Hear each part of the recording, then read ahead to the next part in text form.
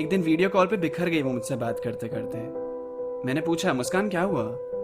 तो उसने कहा कि उसकी अपनी बेस्ट फ्रेंड से लड़ाई हो गई है, तो मुझसे शेयर करना चाहती है बातें। वो अपनी और अपनी दोस्त शिखा की कहानियां सुना रही थी, कभी खुद को दोष दे रही थी, कभी उसे वजह बता रही थी। ऐसे में लोगों को कंसोल कैसे करते हैं मुझे समझ नहीं आया, और वो बस अपनी बात बांटना चाहती थी कि कोई तो है जो उसे सुनने आया। बहुत लंबी बात की हमने, थोड़ी गहरी बात की हमने।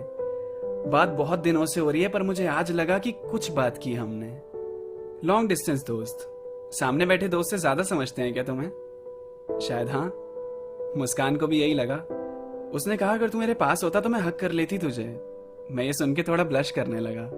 शर्मा जाता हूँ यार जब कोई ऐसे बोलता है मुझसे। अच्छा लगता था जब उसका कॉल आता था सामने से। अच्छा लगता था जब वो एहसास दिलाती थी कि मैं इंपॉर्टेंट हूँ उसके लिए।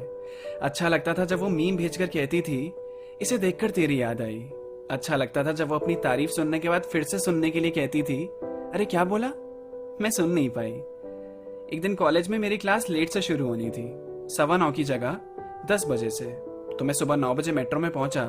सीट मिल गई थी तो बैठा हुआ था आराम से। अगले स्टेशन पे बहुत भीड़ जमा थी और सारी भीड़ आकर इसी कोच में भर गई। मुझसे थोड़ी दूर एक लड़की खड़ी थी जो कि मुझे रितु जैसी दिख रही थी। पीछे से तो क्योंकि वैसी ही लग रही थी। मैं इंतजार कर रहा था कि वो पलटे, पर बिना पलटे ही उसका स्टेशन आ गया और वो चली गई। पर वो रितु ही थी। अब मैं यकीन के साथ कह सकता था, पर दोबारा कब दिखेगी वो? आज जैसा इत्तेफाक फिर से कभी होगा भी कि नहीं? तो कल मैं इसी टाइम पे 9 बजे मेट्रो में पहुंचा। आज तो 9:15 से ही क्लास थी, पर मैंने छोड़ दी। मेरी नजर दरवाजे पे ही थी कि शायद आज फिर से वो दिखे। स्टेशन पे मेट्रो रुकी और भीड़ इकट्ठी होने लगी। मैं नजर इधर उधर घुमाया उसे ढूंढ रहा था। अरे वो रितु ही है। रितु ही है ना? उसका चेहरा मुझे ढंग से दिख नहीं रहा था। भीड़ थोड़ी स्कैटर हुई तो वो दिखी मुझे। होठ के ऊपर छोटा सा तिल, आंखों पे वही चश्मा। मुझे अपनी आंखों पे विश्वास नहीं हो रहा था। मैं दूर से उसे हाय करने की कोशिश कर रहा था कि वो देखे मुझे और पहचाने। मैं खुश था उसे देखकर इतने दिन के बाद।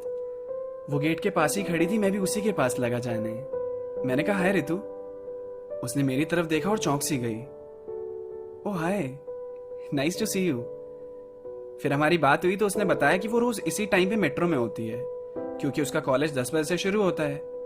मैंने पूछा उससे कि क्या हम मिल सकते हैं कभी फुर्सत से, तो उसने अपना नंबर दे दिया और कहा 5 बजे के बाद। तभी मेरा लेक्चर खत्म होता है।